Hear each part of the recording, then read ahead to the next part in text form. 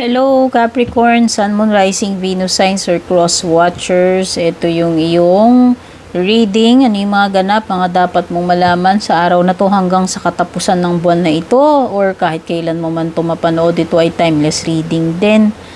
Ayan, welcome kayong lahat dito kahit ano pang gender ninyo at maraming salamat sa patuloy na pagsubaybay. Baguhan mo man po kayo dito or hindi. Sobrang na-appreciate ko po yung likes, comments, shares. At kung interesado po kayo sa private reading services ko, pakibasa na lang yung mga nakasulat sa description or pakipanood hanggang dulo. Nandyan po yung mga detalye. Hindi ko kontrolado yung mga energies na mahuhugot natin sa cards dito, Capricorn. Hindi naman ito personal reading. At kahit personal reading pa yan, pwedeng sa iba tapos na, pwedeng sa iba nangyayari pa lang, pwedeng iba baka paparating pa lang or mangyayari pa lang sa inyo.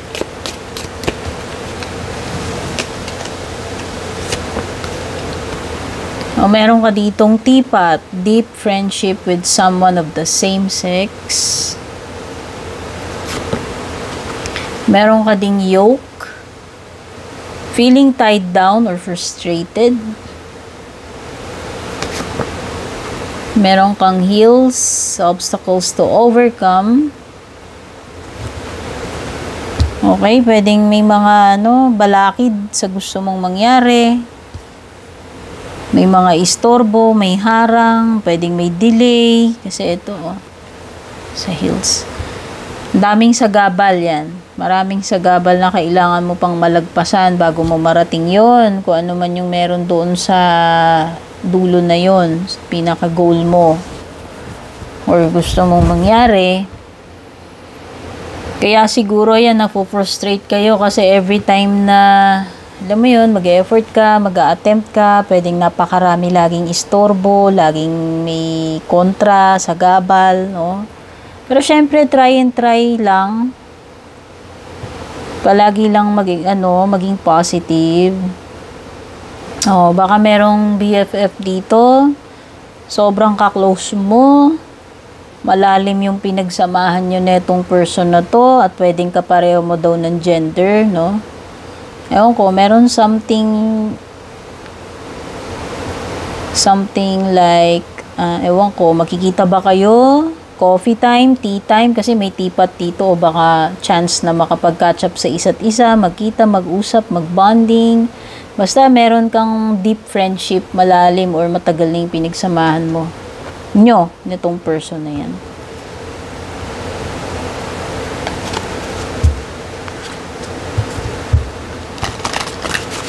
Iba feeling ninyo parang na-stuck kayo dito, stuck kayo or frustrated kayo dahil na-stuck kayo sa ganitong klaseng kalagayan dito sa yoke card.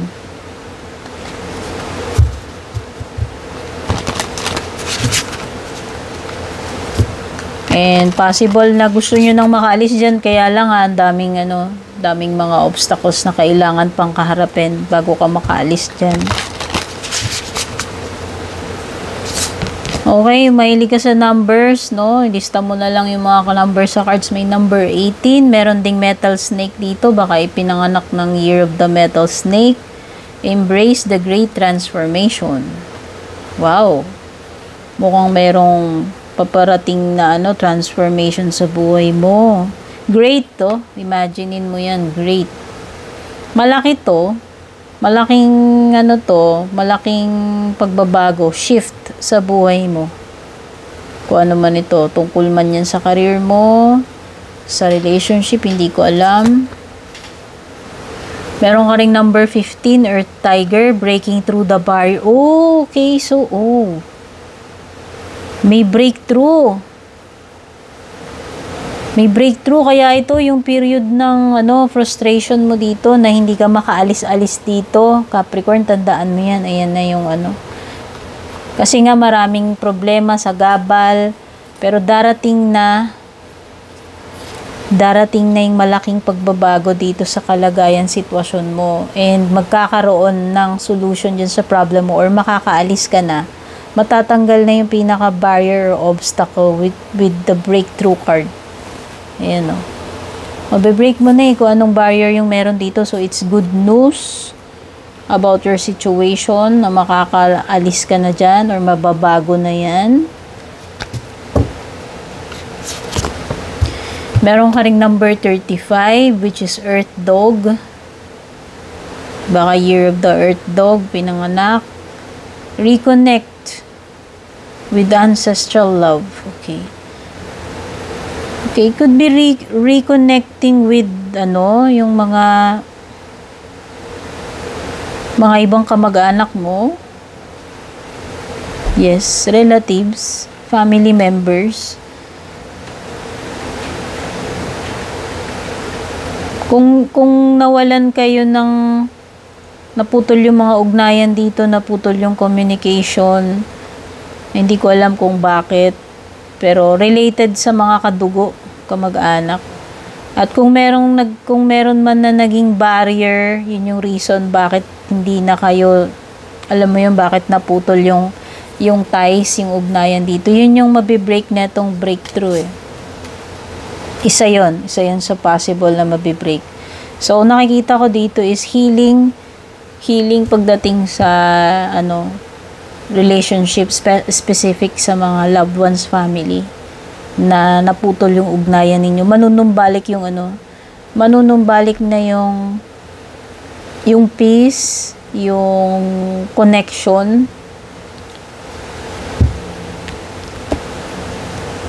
Papatay ng additional cards. Limba, matagal yun hindi nakakausap yan. Hindi ko alam kung may alitan ba, ano ba naging reason. As in, halimbawa, dekada na, sobrang tagal na. Pwedeng marireunite or maayos yung connection, magkakaroon ng pagkakabati or healing. And mare-restore yung dating pakikitungo yan sa isa't isa. May re-restore yung ties, yung connection. Okay, dagdag mo na rin to number 10. Merong Gemini dito. Meron ding another earth sign, pwedeng Gemini, Libra, Aquarius to. Number 11. At saka meron ding number 6, Leo. So, 18, 15, 35, 10, 11, at saka 6. Yung mga elements na meron dito, meron kang metal, meron kang earth, merong, strong energy ng earth, meron ding air, at saka fire. Meron na talaga mga magtatapos dito. And kasunod niyang pagtatapos na yan is malaking pagbabago talaga. Sabi ko nga, may major shift, great transformation na paparating sa iyo eh.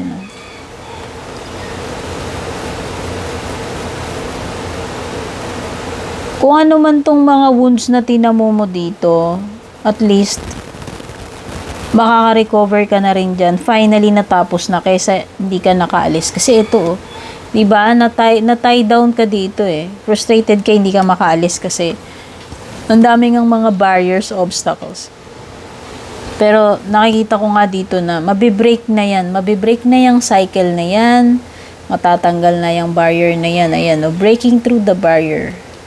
Eto, magtatapos na to. Kung matagal ka nang natali, na frustrate dyan, matagal ka nang nag-suffer dyan, ito na yon. Yung pain, yung suffering will end because of this ending. Ewan ko kung ano tong ganap na ito. Okay? Ano man itong torture na to na pinagdaanan mo, matagal mong pinagdaanan, matagal ka naghirap dyan, matatapos na ito. Crisis man yan, loss, betrayal, failure, yan.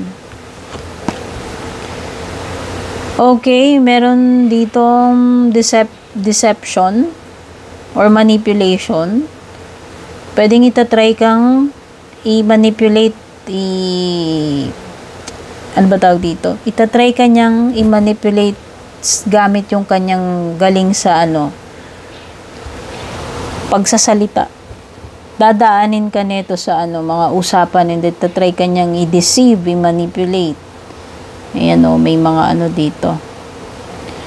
Pwedeng merong person who is, yung kumukuha ng information sa'yo, pinipiga ka, or nag-i-spy. Yan. Someone na binabantayan ka or nakikurious sa'yo, kaya niya ginagawa yun. Pwedeng air sign, Gemini, Libra, Aquarius. Kumukuha ng information, nag-i-spy, very curious. Pwede kanyang itokis tatry kanyang i-manipulate para makuha niya yung information na gusto niya makuha sa'yo. Kung ano man ito, gusto niya malaman sa'yo, itong si air sign. Gagamitin niya yung talino niya dyan. Okay.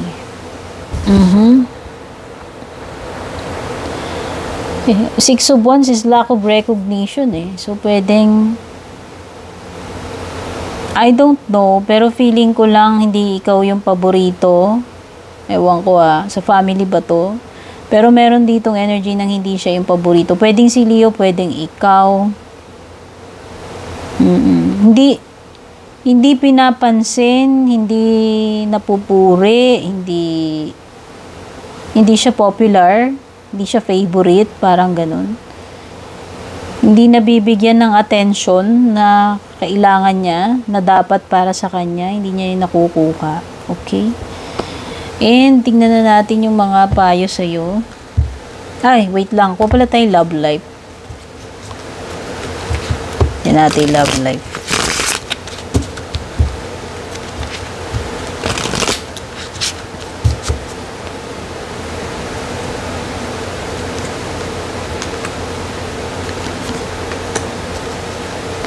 May light bulb moment dito. Parang tower. Or judgment ito. Biglaang marirealize. Or either may biglaang marirealize or biglaang matutuklasan. Finally, mapagtatanto na parang magka-come to an understanding. O kaya pala ganito, ganyan. Parang ganun. Aha moment Aha moment ito, light bulb moment. Kaya pala. So, parang may some kind of discovery and realization.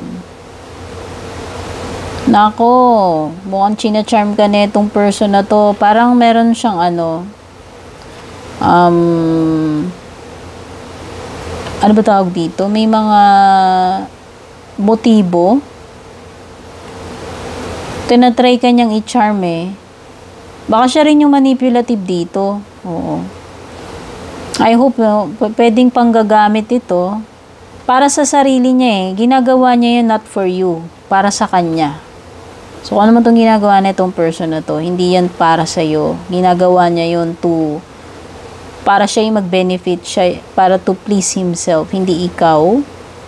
So, pwedeng yun yung marirealize mo na, okay, ito palang person na to, ganyan pala talaga siya. Suddenly, na-realize mo na, okay, kaya pala na ganito, ganyan, may mga signs na ganito, ganyan, is, hindi talaga, pwedeng hindi talaga siya ganun ka-sincere or hindi siya ganun ka-concern sa'yo. Ang concern lang niya yung pansarili niya. Ayan may mga marireveal dito aha moment, light bulb.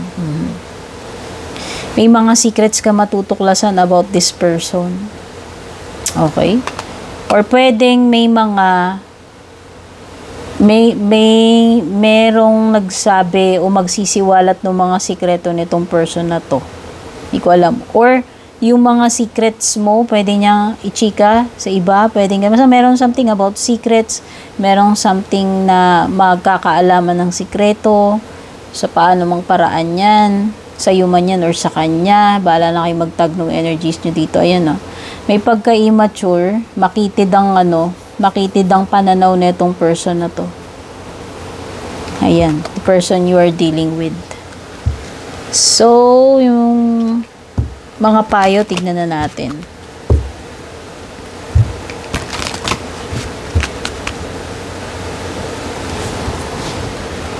Unang abundance. Wow! Pwedeng sa material, pwedeng hindi, guys. Ang abundance is subjective, depende. Depende yan sa inyo. Pero it could be material things, no? Basta, ang pinakamaganda rito, merong abundance na paparating sa iyo. Malapit na, dear. Itong abundance na paparating. Malapit na yan. Ayan siya. In the near future, or kung ano man ito, pwedeng yung abundance yan, or pwedeng ibang bagay na malapit na. Paparating na. On the way na sa'yo yan. Ayan, pwedeng yun. Pwede namang OTW na, paparating na, malapit na itong abundance at saka yung improvement ng sitwasyon na sinasabi ko dito kanina. Diba yung breakthrough, yung pagbabago at saka improvement. So, mapapalitan na yan, kakaroon ng transformation at mukhang asap na to, malapit na, on the way na sa'yo yung abundance and mga pagbabago na maganda na yan at improvement. So, tignan na natin yung closing message.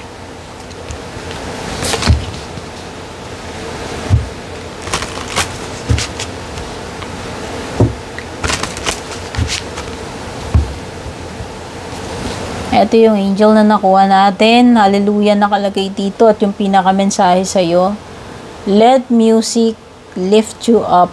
Fill your heart with joy. Okay, so baka kailangan mo lang minsan makinig ka ng music na makakapag-uplift ng iyong energies, vibration, Capricorn, or mood, yan. Love you, Capricorn. Take care. God bless. Babush.